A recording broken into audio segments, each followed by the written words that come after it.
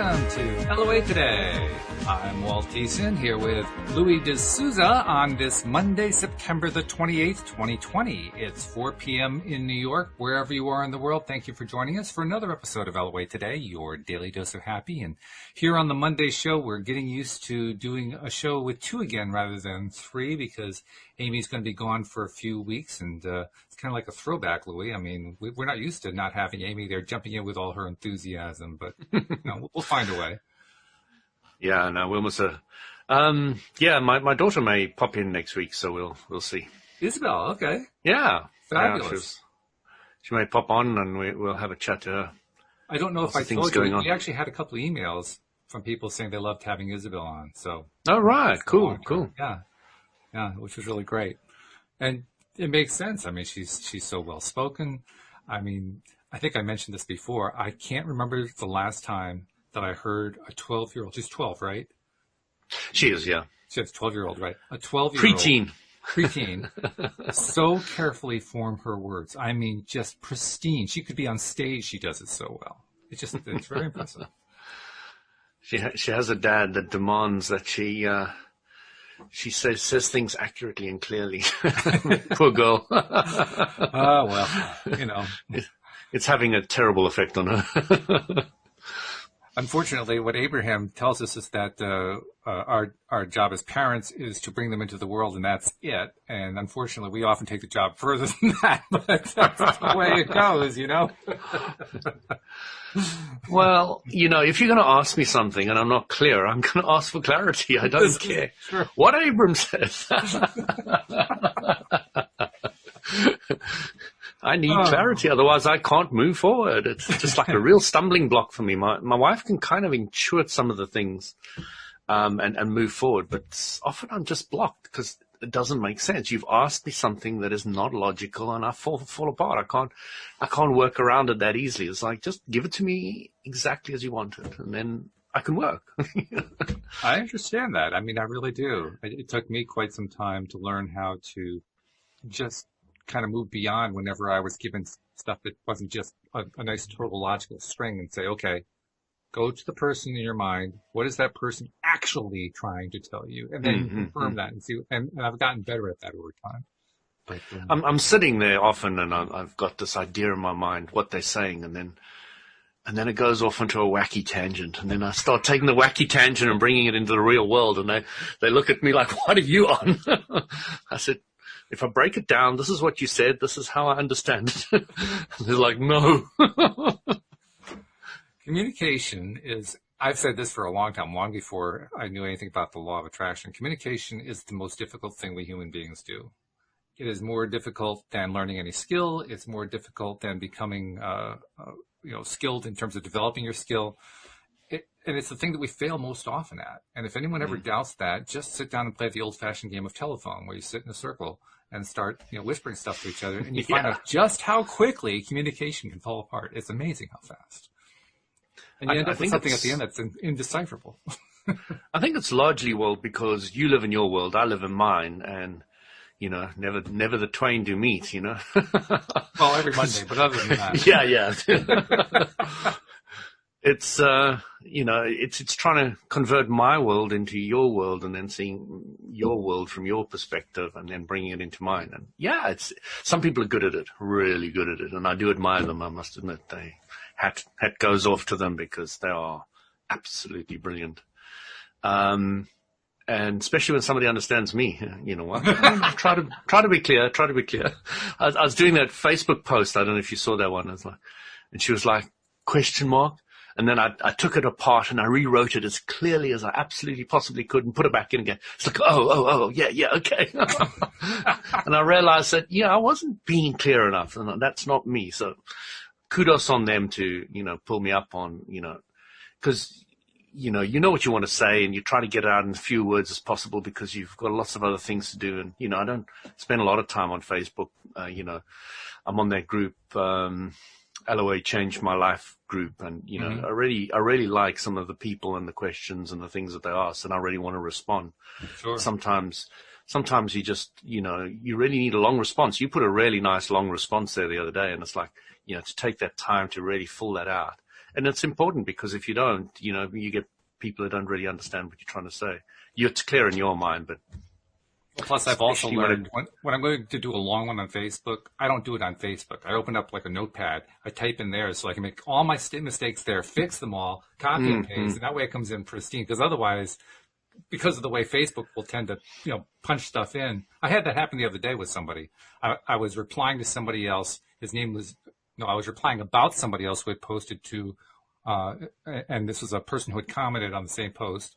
The guy who posted was named Jim. And so I typed in, well, Jim was doing this. And as soon as I typed in Jim, it punched in a last name along with it. I said, no, I don't want the last name. That's not even the right last name. ... I'll get rid of it. Typed it Jim again, and it came in with a regular just Jim, no last name. Posted it. And then later on, the guy whose name had accidentally gotten inserted there responded saying, I didn't respond to this post. I said, I didn't talk to you. I typed it, I put it in, I deleted it. Yeah. So, yeah, I like to put it in a notepad or something like that first because it's much easier. I love that at the end of our chat last week, I was saying that I noticed that Amazon Audio had now added podcasts, and yours wasn't there. And then just minutes later, you get this like email or something saying, "Hey, wouldn't you like to register your podcast on it?" And I was like, oh, "Wow, this is so LOA." That's a good point too, because that happened right after we were done recording. I did fill in the form and send it. I haven't heard anything since then. I got to find out. Did we ever make it? I don't know if we're on there. Yeah, we're gonna have to check. I have no idea. But getting back to the whole thing about communicating, that you were kind of elucidating what I was talking about, how difficult communication can be. That's one of the reasons why I'm so impressed by a Jane Roberts, an Esther Hicks, David Strickle, any of the people who can receive from what I no longer call non-physical, because the stream has educated me that we're all physical, even people are non-physical. So now source energy, I received the message from source energy. That's the way I now have to express it. Anyone who can take that, first of all, they're not getting English, so that makes it more difficult. They're getting these blocks of thought. They're translating on the fly. Half the time they can't even remember what the conversation was because they're focused so intently on doing that communication. From my perspective, that is mastering communication, being able to do it that well, that quickly from a non-English perspective. The interesting thing about that world, as far as I understand it, is they don't do anything besides align with source, and then source does everything. They literally use their brain and interpret. So source energy does that, or Abram does that, not the individual whose body it is. As far as I understand, they're strictly, their only task is to remain a vehicle. So they don't do the translating. Yeah. Good. That makes it easier. Still, the tongue and the mouth have to actually be engaged, and they have to operate properly. Yeah, but again, the source energy takes that over. Takes that over. And yet, both David and Esther have confirmed that they are not being taken over. They are still their own independent selves.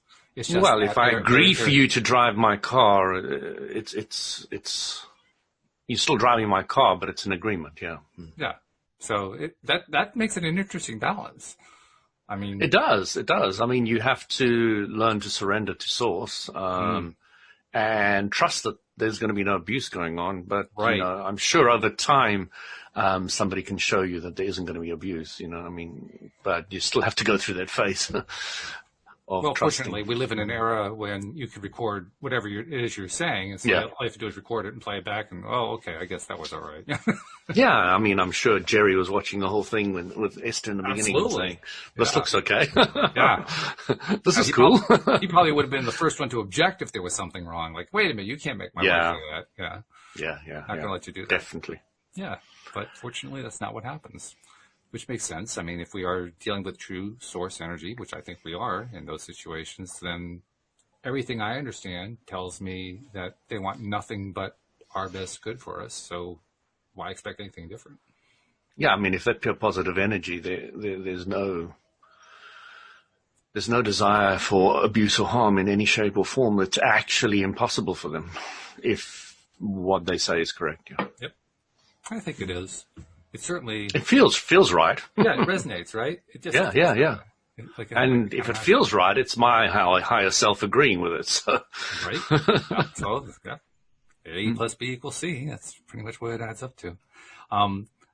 This does kind of remind me of something. I mentioned the thing about Jim. Jim comes up because he had posted something that was, I won't repeat what he posted, but let's just say it was an attempt at humor in an Abraham group, and the humor was appallingly disgusting. Just absolutely sickening. So we'll just leave it at that. Okay. And he got a lot of pushback on it, as you might He got flack, yeah. Yeah. Well, flack was being kind. Kind, okay. He got dragged across the coals for it. And he complained about it, the fact that he was getting dragged across the coals. And I basically said to him, well, if you're going to behave like, and I gave not a 4-letter word, but something close. So if you're going to behave like that, you got to expect you put it out, you get it back, Yeah, it's the law of attraction. Yeah. What group are you in? What do you think? But what that led to was a semi-interesting set of conversations with people who were defending him, saying, well, you shouldn't be calling him names like that. I mean, if you want to really help this guy, shouldn't you only be sending high vibration to him? I said, well, yeah, usually that's what I do. But I also looked at this guy's history, and he has actually quite a long history of posting these pretty nasty things like this. This was probably about the nastiest one, but there's some really ugly stuff that he was posting. Stuff that, let's just put it this way, stuff that I don't prefer, that I don't like, and that a lot of people don't prefer, and a lot of people don't like. So you're going to tend to get pushback on that. I mean, I don't care what your value system is. You put stuff out there that people don't like, they're going to say, I don't like it. Pretty straightforward. And they said, well, yeah, but it still means you should be putting out high vibration. Yeah, but the point is, he was getting all this feedback in high vibration and low vibration. The only thing he was responding to was the low vibration. He clearly wasn't hearing the high vibration stuff. So if I wanted him to hear me, I couldn't send him something pure high vibration. He wasn't going to read it. He wasn't going to draw it into his conscious mind. So that's why, I mean, I used one word. The rest of it was all very, up and up. It was just that one word, and that was throwing them off. So anyway, they had a whole conversation associated with it. And in the course of conversing with one of these people who were defending him, I ended up realizing that this other person shared his rather distorted sense of humor. And that's why he was really defending him. And that person made an interesting point. And I figured this becomes like a conversational point for us.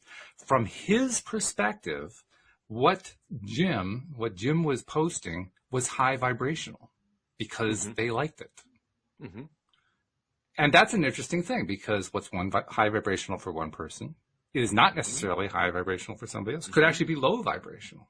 Mm-hmm. And that's something. So if you're in depression and you experience rage, it's a higher vibration, and it depends where you are on the scale as to how you're going to perceive this as feeling better or feeling worse. So, right, exactly.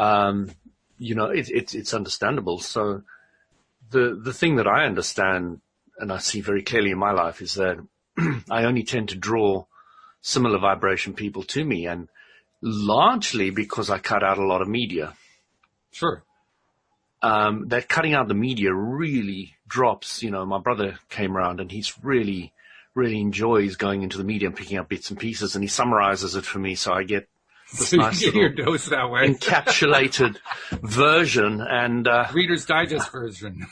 And I sat back and I thought, wow, I wouldn't like to be my brother. And I was like, just spending the time picking up the amount of information he's given me and putting it all together, I just couldn't expose myself to that. I just wouldn't want to. That's me. Sure. And everybody's different. And it was just really interesting to me that I couldn't put myself into that place.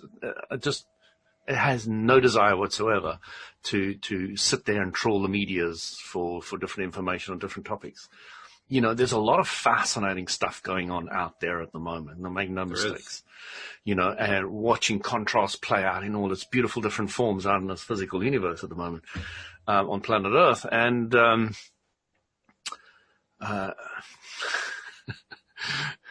there's a lot of people that are revolting against the system. Yes. In numerous different ways. Yes. Yes. And did I say yes, by the way? It's really, really fascinating to hear it secondhand, but to really get myself involved in all that, I have no desire, absolutely none. And I create this whole world around me. And what happened the other day? I had a great conversation. You might even be listening because I was looking for some life insurance because one of mine lapsed and whatever. So I went online and this guy calls me back and we have this lovely LOA chat. What was his name? Jim, I think. What is this about Jim today? I mean, Jim, another Jim. We should put out a little disclaimer. We are not against Jims. This just happens to be the name of two people we No, he was a fantastic guy. He really is 23 years old. And he was listening and he was taking on board all different aspects. And he took on, he wrote down LOA today and he was going to get the app and all the rest of it. So, he may even be listening, which is fantastic. And, he was really getting different aspects of the things I was telling him because he was really wanting to expand and he was sitting in a job that he didn't particularly love. Ah, yes. And, listening to him, he was somebody who had an incredible amount of potential to go out there, expand, and really be exactly what he wants to be. And you sometimes really see that spark in somebody where they've got that raw potential just to explode and just to become everything. And, he was open enough to listen and take on board a few things and start implementing them in his mind and playing with them a little bit. And it was really great to watch the whole thing evolve from a life insurance call to an LOA call.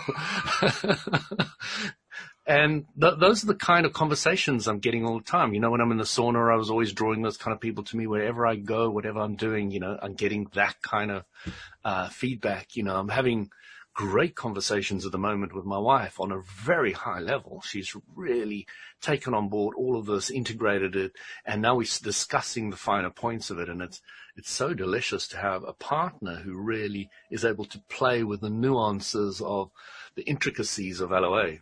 Absolutely. I agree. When I say LOA, I really want to clarify that it's not just law of attraction. To be more accurate, it's probably Abraham Hicks teaching. To be even more accurate, it's Abraham teaching plus the teachings of my entire life. Right, sure. Which is Louis' teachings now. Louis' teachings, is that right? And that's what I really want everybody to start owning.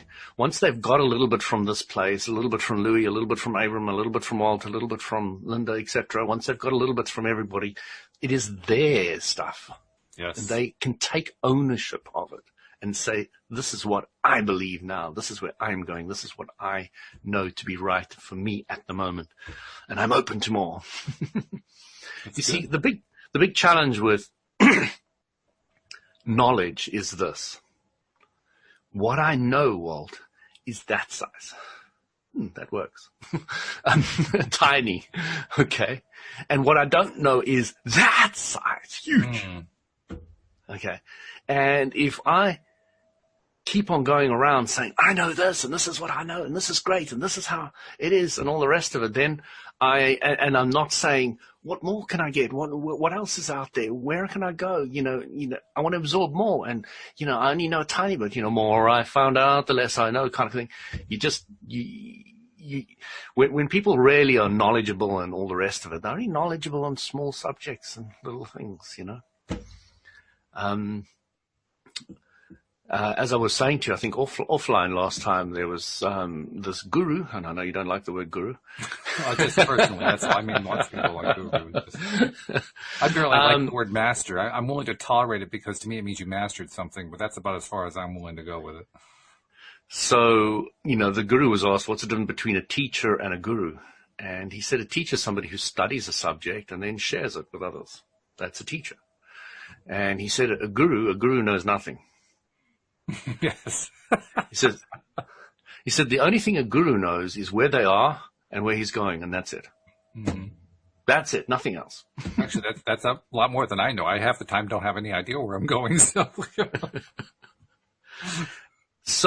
I really loved that concept, and it resonated with me very deeply, that you have a clarity of the basics, of the rules of the game to life, as I like saying, and because of this basis, you can take any subject and any variation on anything, and you can have a fairly good conversation about it and have fairly strong and clear comments and discussions on any and all of it. So yeah, it really, really appealed to me because I've never heard it put that way before. And I'm always wanting to absorb new things and open to new things. And I was listening to, I got another Ram Dass, it's an old Ram Dass, one on Amazon Audible, the Audible books. Sure. And, he was really, as I pointed out before about Ram Dass, he really struggled with the poor people and the suffering in the world and all that kind of thing. And in one of these talks, he really gets to the crux of the whole thing.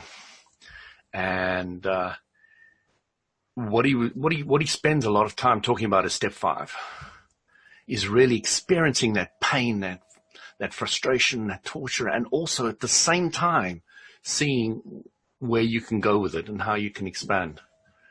And we haven't done this in a while, so let's go back a little bit to definitions and basics and explain what a step 5 is again. Yeah, sure. So when you know what you don't want, you have a better idea what you do want.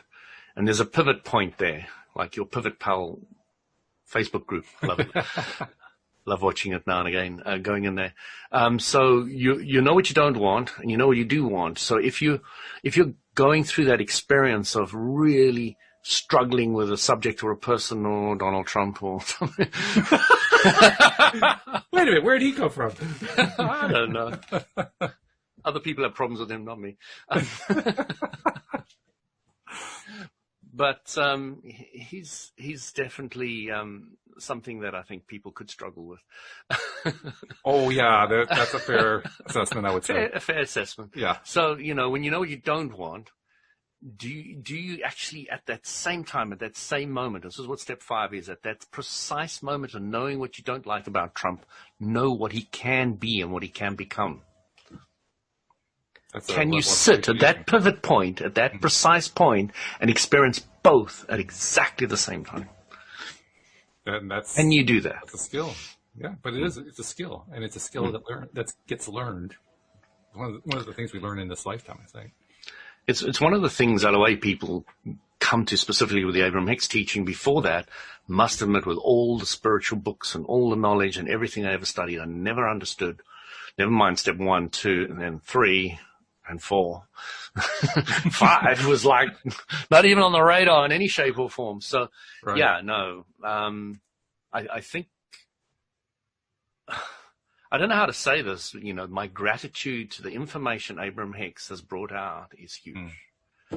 For me, for my wife, and for many of the other people around me, it has been pivotal to helping them change. Mm-hmm. Absolutely.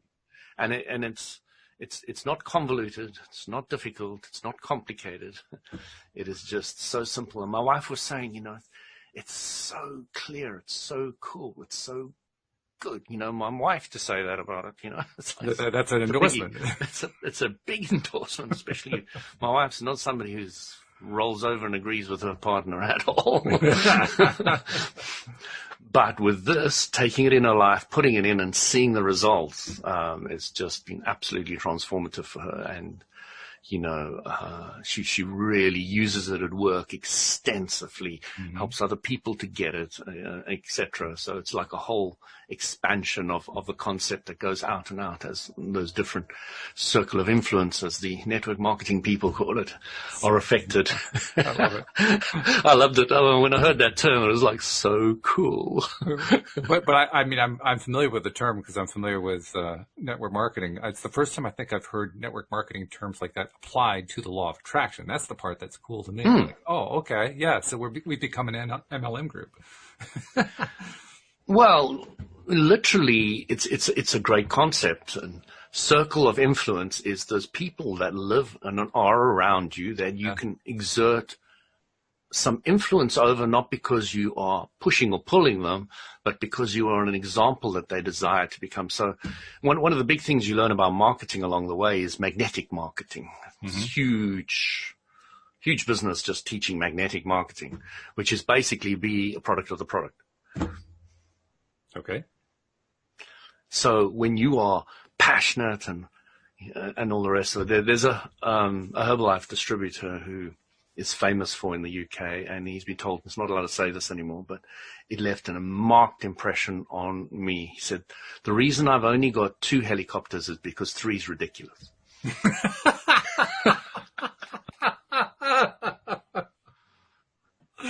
Oh, that's funny. David is famous for saying that. Absolutely famous for saying that. He's not allowed to say it anymore. And I'm curious why not, but whatever, Politics. I mean, go there, I suppose, but it just like, somebody actually create a rule for that? Okay. Whatever. What a lot of people don't really get about the top network marketers is they are really making a lot of money. Oh, yeah. I mean, a lot of people have no idea. I'd say a lot of the American financial position is held up quite to a fair degree by network marketing, because a lot of them started in America and they've got out around the whole world. Right. So you've got this funnel of money coming from all over the world to America, up the tree. Mm-hmm. And I've always been proud about that. Huge amount of money. Huh? I've always been proud about that. There's a huge amount of money being funneled that way. Yeah. It's gargantuous. And I don't think a lot of people fully understand network marketing. I think it's one of the, the biggest secret that you can learn as an LOAer from network marketing is it's the best and probably toughest network marketing is the biggest and toughest self-development course you'll probably ever experience in your life. Say that phrase again. Say it a little bit slower. Network marketing is probably one of the best and toughest self-development courses in the world. Self-development courses, yeah. Mm-hmm. Yeah. Because not only do you have to get on board with the products, you have to learn to trust them, you have to learn to use them, you have to get your own result, you have to show others that, and you have to use magnetic marketing, ideally, because if you use any other marketing, you'll get your friends running away from you. Oh, yeah. I was one. Yep. Many times. And I tell you, there's probably millions of people on this planet that run away from network marketers. Just for clarity, I don't do it anymore. In case somebody thinks I'm promoting it. And it's, the only reason I don't do it anymore is not because I still use the products. I still love the company. I love so many aspects. I've grown out of it, but I've grown to a degree that I'm not growing anymore. Mm-hmm. So I needed to move into something else that I was more passionate about. It's as I simple have to say, as that. If I was going to do it, I would do it the Daniel Mangano way. Mm-hmm. Because what Daniel did, now I don't know how many of these companies he's involved in, but he was telling a story one time about the Money Game, his little ebook about how you build up your belief in how the law of attraction brings stuff to you. And he was talking about examples of, at my request, he was talking about examples of really wild, out of the blue kind of stuff that has appeared. And he thinks the favorite one of his is a multi-level marketing company that he joined and did nothing with. He couldn't even tell you what his link is, the link that they give out for, sharing stuff. He couldn't tell you what his link is. But every once in a while, he gets an email that says he made another sale. Mm-hmm. That, to me, is the ultimate MLM, where I don't have to do anything, but the stuff comes in anyway. Yeah, I loved Robert Kiyosaki because he was a big one that brought up the concept of passive income. Mm-hmm. Mm-hmm. And if anybody who's created a passive income like I have knows there's nothing passive about a passive income. Yeah, right. That much I do know from experience, yes. I still make money out of Herbalife, but I still do put in a bit of effort. Mm-hmm. It still happens in the background because of existing customers, etc., right. and the infrastructure I created. But probably now it is to a degree passive, but it's much reduced, much reduced. But the properties, I still have to work on them every day. I'm still getting a new tenant for another one and looking after the last tenant and making sure this property is upgraded in that way and this one's done that. And mortgage and renewals and Oh, yeah. insurance, and there's a whole lot of things that as much as it's passive income, inverted commas, you're still doing stuff for it all the time. So yeah, it's a lot of fun when you kind of get it, but compared to doing a 9-to-5 job, getting out, going into a car, getting on a train, going into London, working the whole day, coming back exhausted, and working for somebody else, it's bliss. It's passive income. Absolutely. Depends where you look at it from, but you got all these different concepts going on.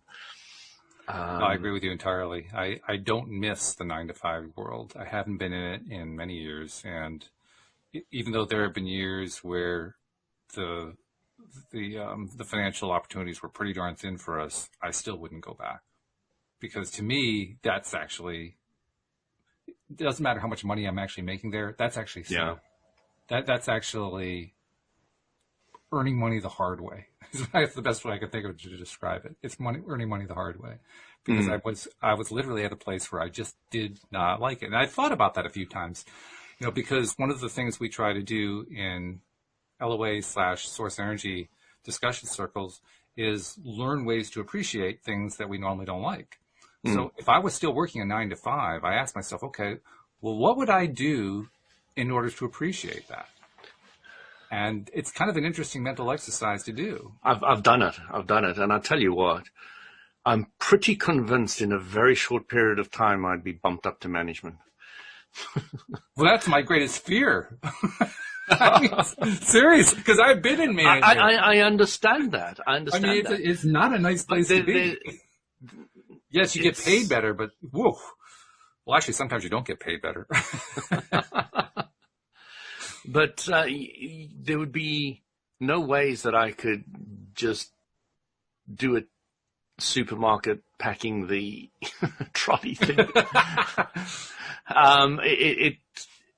I could do it because I could do my I was going to say spiritual exercises. I would do my source energy alignment techniques. And I would probably have a lot of fun with it. But because of that fun, because I'd be exuding so much happiness, I suppose, that gets picked up, and the people start wanting to use that as leverage along the way with different people and different things, and it's just the way it gets worked. Well, even if you're not a smart manager, if you see something like that, you got to grab it. You got to do something. Exactly. And especially because I would have no desire to move or do anything or to go anywhere or to climb a ladder, there'd be no resistance. It would just be handed me on the plate, and I'd just go up the ladder, and if I wanted to, right, or if I decided not to, that would also be a choice. So yeah, I just think it would be particularly easy for me. Really, I think it would be easy from that perspective. For me, the hardest part is, like I said, I'm quite serious when I say I really don't want to climb the ladder. I really don't want to get into management, because I have been there. It's not a nice place to be, for me anyway. So that, for me, is the biggest challenge. What could I do? Let's say I did go back to 9-to-5. I did get promoted to some management level that's higher than my level of tolerance normally would go for. Okay, now I got to really, the rubber's meeting the road here. How do I appreciate that? That, to me, is the mental challenge that I play every once in a while. How would I appreciate that? And I have ways that I kind of go at it indirectly. I haven't found a way to go at it directly yet. But do you know why I'm laughing, Walt? Is because I see myself running the company in no time. I'd be making the rules. I'd be taking over the whole show. I'd be redesigning it completely. There would be some satisfaction in that, I guess. Yeah. There would be no stuck in middle management. But even that, I mean, I've had ideas about, new companies to start. Louise and I talk about them all the time. We just have no desire to start them. No, I know exactly what you mean. There's a lot that goes into that. If there's no alignment, I think I talked about this on one of the podcasts, but this lady in this group found this website about clouds, and she loves clouds, and this guy loves clouds, and he's created a portal where you can pay a subscription per month. And she was working out how many members and how much a subscription is, and realizing this guy must be pretty much a millionaire already. And all he's doing is you join, and then you can put up your pictures of clouds. And he's a millionaire. It's like, come on, how easy is it to make money out of something he obviously loves? Yeah. Obviously loves. So when you're following your passion, it's really not that difficult. Well, that illustrates it nicely. Easy.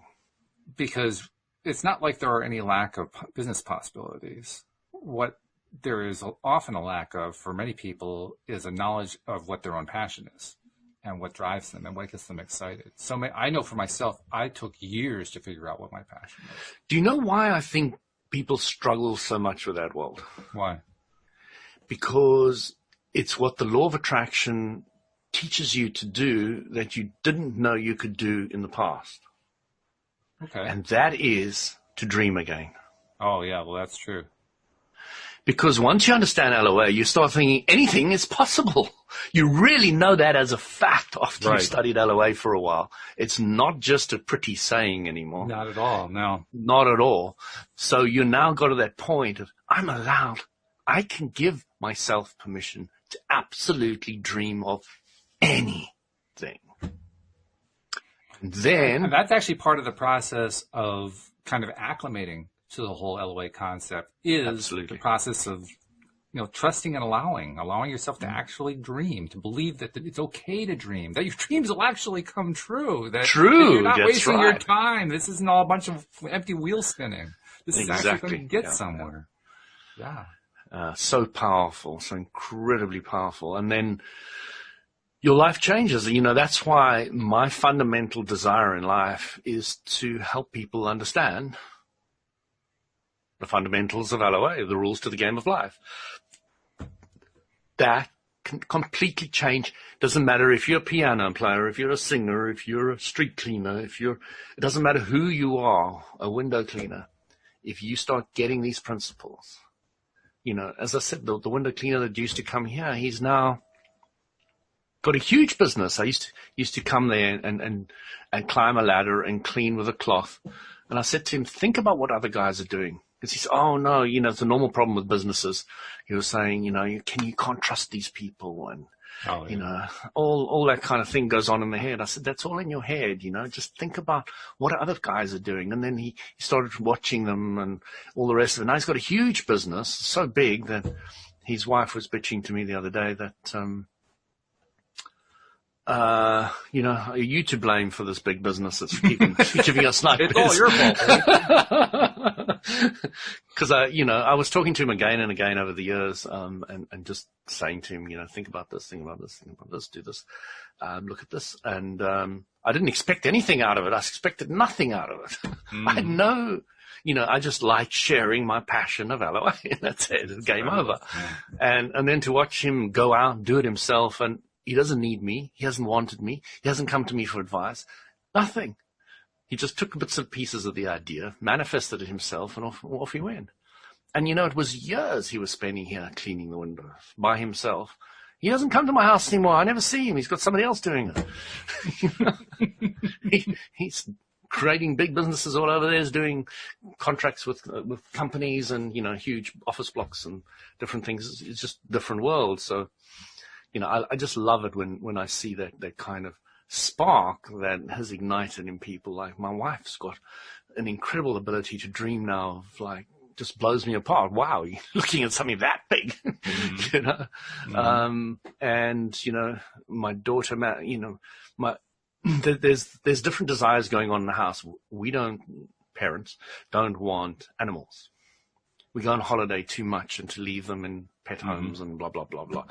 And I had a lot of animals as a kid and I was on a farm and they died of tick bite fever. They fell down mine shafts. They were bitten by snakes and died. They were stolen. They were ridden over. They were killed by baboons. You name it. Okay. You've fallen down, mine shafts. Everything impossible. Every time I fell in love with an animal or dog, it was killed. My dad started killed one because it started becoming a hunting dog and killed the deer, etc. So he went out and shot it, and it's just blows I don't you sense away. a pattern there at all. I don't know what the heck that is. I mean, gee. And then eventually we erected a fence around the property. I mean, we were in the middle of the sticks, absolutely nowhere. When we fenced in a certain part of the property, and then the dog that stayed there forever. Game over. It was the fact that there was no fence. I hadn't really thought about it. I don't think my dad had or anybody had. But once we put a fence in place, everything changed. Everything's changed. Because, it was real Wild West there, kind of thing. Mm-hmm. We had baboons coming into the house and snakes and monkeys all over the place stealing all our fruit and veg, and it was a really different not world. what we would call magnetic marketing, by the way. But I tell you, I had an exciting childhood. I can yes. I can make a baboon sound exactly like a baboon, but it's so loud it will wake up the whole neighborhood. I used to stand on the one side of the valley and shout to the baboons on the other. A lot of fun with that was. I could speak their language to a degree. I guess so, yeah. That's funny. That's really funny. Well, as we're talking about all this stuff, the appreciation theme, as usual, keeps coming up, and it reminds me of a conversation we had on Friday, because during the Friday show, we had a visit from a co-host who used to be around just shortly after I think you came onto the program. He was one of the ones who came on. His name was Carlos Balasquire, and Carlos had been on from October through December of 2018, and then he left because at that point in time, he was living in LA and was on the verge of a new acting career he was all excited about and so forth. So he left to do that, and that's about the last we heard of him, except for like little bits and pieces on Facebook. And the story he had to tell on Friday was one of how all of that fell apart, completely fell apart. He ended up moving back home to his parents in Miami for a short time. He was without work. He ended up working a minimum wage job, waiting tables and so forth. And he was trying to figure out how to get to New York. He figured if he could get to New York, that would probably help him with his acting career and with other things he wanted to do. And now you also have to know a little background about him. Before he came on to our show, he had been a manager, here we go again, managers, at Amazon. He was one of the managers at Amazon and had quite a bit of experience there. He'd made good money there and so forth. And in many ways, he was still living off of that savings. And somebody found out about his background at Amazon, somebody who was in New York, and offered him a partnership to launch, I don't know what the thing was, but to launch this project together. And Carlos saw it as a way to get to New York. He said, okay, yeah, sure, we'll give that a try. So he came to New York, and bada bing, bada boom, to use the New York expression. Here we are, 6 months into COVID, and all of a sudden the company has 25 employees. He's about ready to help launch a second company just like it. The whole thing just exploded on him. And it was a fascinating story for a number of reasons. First, because Carlos is a very positive and very appreciative person. And so he was basically applying, not necessarily consciously through I know what the LOA is, but just because of who he is, he was applying the basic principles throughout all that challenge that he had when he was knocked on his butt. And when the new opportunity came around, as a result of all that, he was just open to it. And it wasn't what he had in mind. I mean, he wanted an acting career. That's what he thought he was going to do, But this other thing comes along, and he liked it. And he just kind of went with it. Now, did he analyze that in terms of being a passion? I don't think so. But that didn't matter. What mattered is he enjoyed it. And he felt good doing it. And he liked the way it was kind of doing its expansion thing. So I bring that up as a way of pointing out two things. First, the value of appreciation. Second, how a passion isn't necessarily what we think it is. And I'm not saying that the way I really want to say it. Our passion isn't necessarily what our preconception of a passion is. Discovering the passion is actually, in my opinion, more important than the passion itself. Because you can only discover the passion by trying something new. By checking out something you hadn't done before, considering something that had never been a possibility before, and now it's a possibility. It's like, oh, well, that sounds like that would be kind of fun. That's how passions actually can develop pretty easily. So I'm just curious to know what your take is on that, because it's not the usual story about how a passion is found. Well, we know that the law of attraction brings you what you're putting out. Yeah. And not what you think you're putting out. Mm-hmm. yeah, there's that too. So you're saying, I want to be an actor, but your vibration is saying, I have a vortex, and the thing that the thing that I can manifest for you quickest and easiest is something else that you've got in the vortex here, and it's closer and easier for me to manifest that for you. So I'll create a set of circumstances that'll put you in a position to pick up the other job. Mm-hmm. Mm-hmm. So, that's why we really need to be more open to anything that is possible out there. Mm-hmm. Just what I don't know. Have you ever seen that movie, Meet Joe Black? Yeah. Oh, yeah. Yeah. That was a few years ago. It's got a lot of one-liners. Yes, it does. And one of them was, stay open, lightning may strike. Oh, wow. Yeah, you're right. That was from that movie, wasn't it? Yeah, that was when... That was a while ago, that movie. That was like the 90s, wasn't it? It was yeah, I mean, I've watched it about 100 times. It's probably my all-time favorite. Really? Oh, okay. Yeah. I get really emotional during the end. I love that, and it just seems to happen every time. There's some intrinsic something about it. I mean, my brother watched it, for example, and he said, it's just full of a bunch of one-liners.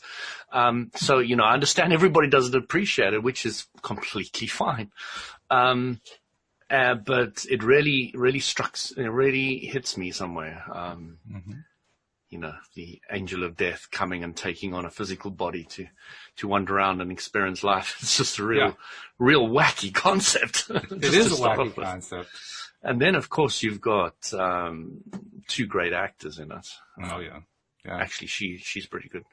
Anthony Hopkins and Brad Pitt. Mm-hmm. So, it's all brilliant. So, if you just stay open, lightning may strike. And I really think that, he was saying the words which I was looking for we knew about his story was he really enjoyed it. Mm. It's not acting, something else, but he really enjoyed it. So it was like, yeah, cool. He's if he's enjoying it, he's in vibrational harmony with it, and he's going in the right direction. That's it, right there. Because when you have the passion for something, even if it isn't the one you originally had in mind, if it's still a passion is a passion. It doesn't really matter how you acquired it. It's still a passion, and the reason it's important is when it's a passion, it keeps fueling you, and you keep fueling it. It becomes very reciprocal in that sense. Well, we started a conversation. I never finished it, so I was going to finish it. My wife and I are not particularly fond of animals, and I went off into Africa in my past life. In your past life. First time I heard that referred to a current life, my past life, I was really rather annoyed because I've thought a lot about past lives. I'm getting sidetracked again. Well, at least you have a passion for that. That's good. I do. Getting sidetracked. Yes, I have a very good passion. So let's go back to the story. We're not that fond, but my daughter always asks me, can we have an animal? Can we have an animal? So I said to her, I really don't want these aspects. I don't want to feed the cat or the dog, and I don't really want to walk it. And, but I'd love to have one around, that's fine. I don't really mind. And the neighbors have got them and everybody's got them now. The neighbor got, their cousin or something. They got their cat and they're looking after it. And this cat doesn't really get along with their cats. So it lives in our house. So it gets fed there. It gets fed there. All insurance and anything else it has to be worried about is theirs. And we get to have it sleep with us, walk around, chat to us, play with us. My God, Lou, you got exactly what you asked for. Exactly. And it's a combination of wants. It's what my daughter wanted, what we wanted. And it's kind of like it just all fitted together. And, in the beginning you'd think, no, there's a conflict here. I don't want it. My daughter does. But the universe can find a way. Figured out a way, yeah. It can find a way. It's a great point. And it's easy to overlook that. I know I've overlooked it many times. It's David's aunt's cat. Oh, do I hear Isabel there? Yeah. She's informing me that it's the next door neighbor's aunt's cat. It's okay. We need to be precise. That's Yeah. Well, she's precise for a reason. I wanted precision on that subject. I know, And she found out for me. I want to know where this aunt is and how long they're going to be away. Because the reason for that is the family's getting a bit attached to this cat. Yeah. I get that. So it'd be interesting to know how long the cat may be around or may not be around. And it really is a nice cat. It doesn't scratch. It doesn't pee. It's well trained. If it wants water, it finds it in its own way. And if it wants food, it goes next door. It's just drinking out of the toilet. Yes, it drinks out of the toilet.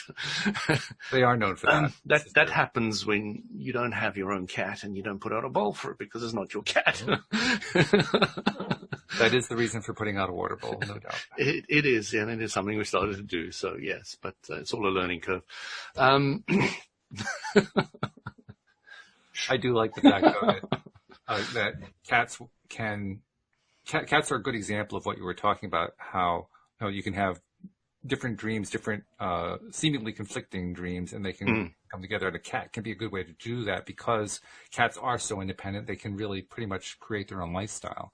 I mentioned that because that's what happened with our outdoor cat, as I call him, Joy. He lives outdoor as much as he possibly can. He just can't do it during the winter because it's too darn cold. But other than that, he loves living outdoors. And the two of them, he's the outdoor cat, Harmony's the indoor cat. The two of them came to us as abandoned cats. They were abandoned by people across the road. And when they came to us, Louise was the one who found them. And she said, we had been talking about getting cats, and literally it was just in the talking stage. I was reticent about it. I wasn't really resistant, but I was reticent. And the reason I was reticent is because I know my own history of cats, which is very positive. But I also knew that meant that it was very likely I was the one who's going to be feeding. I was the one who's going to be looking after the litter box. I was the one who's going to look after all this stuff because that's what tends to happen. Nothing about my wife. I mean, my wife is fine. It's just that's the way things. Here's an example of it. When my wife and I met, my wife had just gotten a kitten. Our first time over at her apartment together, instead of me giving all my attention to her, the cat was coming over and demanding attention from me. And so I was giving my attention to the cat and pissing her off. That's the way cats and I have always been. It's just, it had nothing to do with her. It's just, I mean, literally, I can be in a room with 25 other people and the cat finds me. That's just the way it has always been. So I had a reticence about that because I knew that was what was going to come out. I was like, oh, geez, do I really want to go through this again? And I say that because that's just another way of, we got the two cats that we were looking for. Because we'd actually talked about having two cats, that's his cat and her cat. I mean, literally, that's what it was all about. And we got it in a way that was in alignment, not necessarily with what I wanted, but with what I vibrated to. And in alignment with what she vibrated to. And in alignment with what they vibrated to, because he wanted to be the outdoor cat and she wanted to be the indoor cat. And that's exactly what they got. It all fit. Fits it, It all fit. And it can specifically. Oh, I heard an incredible story once, and I'm not going to go into it yet. It's too long. About an American, an American guy who wanted a kid, but he had a very specific list of wants. So he went to Source and he said, "This is my list," very specifically. Okay. And the bottom line is, he got this Korean child on an incredibly, not traumatic, but complicated and convoluted way and level of trauma. Kid that was perfect. That fitted all the criteria. Wow. And yeah, had to go all the way to Korea, and the whole adoption process was really tricky and complicated and convoluted. And his trips there and mice under the bed, and you name it, there was just like so many factors involved. And then everything that he asked for, he got. A kid that wasn't going to bother him too much, that was healthy enough, that because he's got a huge business and he's really focused on doing his own stuff, that would be able to do this, that, and the other. And it's incredible. He got every single thing that he asked for. And that goes back to what you brought up as a point quite a bit earlier in the program today, that it isn't so much what we think we want, it's what we're vibrating to. And this individual understands exactly how to vibrate what they want. And you can see that in the businesses that he's created and in his incredibly successful life. Mm-hmm. The individual was incredibly good at all that. The story took about like 2 or 3 hours or something. It was so involved, and it had us completely stunned by the end of it. And you get these individuals in life that are amazing like that. They have incredible focus and clarity to the degree that they're happy to, inverted commas in the old language, go to God and tell him what they want and make sure they get it. That level of clarity, that level of precision is something I've been experimenting with a little bit. I think I told you a few weeks back, I bought this little monitor, what they call HeartMath monitor. Oh, yeah. Plug in and so forth, and it measures your heartbeat interval or something like that. But anyway, the way that they teach you to use it, I've been experimenting with, and I've been realizing that what it really does, more than anything else, it does a number of things, but the thing that it does most is help you learn focus. Mm-hmm. And then it's a very valuable tool. It's very valuable for that reason. I was experimenting with it the last few days in particular. I've been trying to do it every single day and reach certain, thresholds of success, we'll call it that.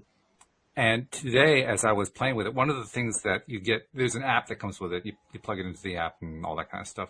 And as you're doing the HeartMath, we'll call it a meditation. It's not really a meditation, but it's pretty meditative. There's a little thing that you're watching to judge how quickly to breathe in, breathe out according to what it wants you to do. And I was noticing it. The one that I was looking at had a little dot that would go to the left and then to the right and to the left. It just goes back and forth like that. And as it goes one direction, you breathe in, goes the other direction, you breathe out. And I was focusing on how well can I actually track that dot? Because, we tend to track, it's still there, and we're checking periodically and so forth. But actually staying on that dot throughout the entire motion. Cutting everything else out. And not jumping in front of it and not jumping in back of it, staying right on that. That takes focus. Absolutely. That takes real focus. And what I'm realizing is that's probably the most valuable thing I'm getting out of it right now. It's teaching me how to focus right now on what's happening right here, nothing else. And you realize that you could have taken a string with a little stone and done the same thing. Undoubtedly, yeah. But it's so much more fun than that. I mean, let's be honest. If it wasn't more fun with an app, we wouldn't have so many apps in the world. This is why apps were created. Steve Jobs. Oh, this is funny, Walt. This is funny. So there's an individual I really admire, and their level of enlightenment, they purport to have come from pure focus. They would look at a leaf for hours or a whole day and just look at the leaf. They just look at the sky and the clouds for a whole day, and they would just look at the ground and at his feet just for the whole, just really look at it, just focus in on specifics for long periods of time. And he said, eventually he was tapping into source because he had that incredible ability to focus in on one thing. The law of attraction amplified it. And then bang, you have all these experiences, and a very enlightened individual in my mind, which I've come to quite respect their point of view. And it's really interesting because they don't come from an intellectual point of view. They just come from kind of a knowing. Yeah. It's just a knowing. Right. Yeah, it's almost just amazing. And I respect that hugely because I've often been known to be anti-formal education on almost every level. Yes, I am. People are worried about the kid in COVID. My daughter had to miss a whole term or two for COVID, and it's like it's probably the best thing that could ever happen to her. We're such revolutionaries on education. You know, my respect for formal education is as close to zero as you can get. As long as she learns to read and write, which she's already done, that's about it. The rest, like Robert Kiyosaki says, I'm always going on courses, and my wife and I are always going on courses, but we go on courses with people that have done it. They got the T-shirt on that subject. They've got the T-shirt, and we love it. And they're passionate, and they're exuberant, and they really know what they're talking about. I love those. Love going on those I'm courses. actually fine with formal education. I think it's great. I just have one requirement, and that is the student has to choose it. Other than that, great, go for it. If that's what the student wants to do, then go for the formal education. If it's not what he wants to do, then go for something else. One of the best things about formal education is the social aspect, I think. It was fantastic. Absolutely. Absolutely brilliant. Yeah. If that's the only reason you want to go to university and then drop out after a year. I wish I had actually spent more time on that aspect, to be honest. Mm-hmm. I mean, I spent quite a bit, but I wish I had spent more. I didn't complete that particular course of study. So I had to do it later. I had to go back to summer. You failed. Well, actually, I succeeded. It created a new second career for me doing a podcast, but that's another story. This is true. So that seems like a nice place to stop. Just a reminder, speaking of apps, if you haven't downloaded the app, you got the hint right. You want to download the app. And if you haven't shared the app, you got the hint right. You're supposed to share the app because that's how we get to happen to more and more hands. And that's how more and more people get to know about LOA Today and get their daily dose of happy and get to find out about Louis D'Souza and the amazing things he has to tell us about how to be that conscious creator you always wanted to be. So thank you, Louis, once again. And thank you, Walt. I'm looking for Thank you, listeners. The upcoming visit from Isabel, where she gives us a little bit more than just a little visit at the end. So I'm planning to put her on the spot. Well, I'm happy to just let her do it when she's ready to do it. I agree with you completely there. She's got to do it when she's going to do it. And I'm sure. But I think it's really benefit because I haven't given her a lot of formal education on LOA, but she's got a gist of it. And I really want to know how she perceives that gist. And that's what I want to ask. Why does she think LOA is good for her is the simple question about the whole thing. Well, I think we learned from the last time we tried to ask that while she was on the program is that it's probably better if you ask her that went off the program. Because she needs some time to process it. I mean, she hadn't thought about it that specifically before. So she's probably been thinking about it since then. So you'll probably get a better answer this time. Mm-hmm. Yeah. Because you don't need much information to use LOA. Not you need really. Very little. No, very, very little. Actually, most of the information comes from your own preconceptions and your experience and comes from your emotional guidance. Yeah, all that stuff. You're just trying to connect it and say, okay, that checks. Yeah, that checks. Yeah, that checks. Yeah, it's like that process. Anyway, very good. All right, well, then we'll talk again next week. Thank you very much to our podcast listeners as well. We'll see you all next time here on LOA Today. Goodbye, everybody. Carpe diem, everyone.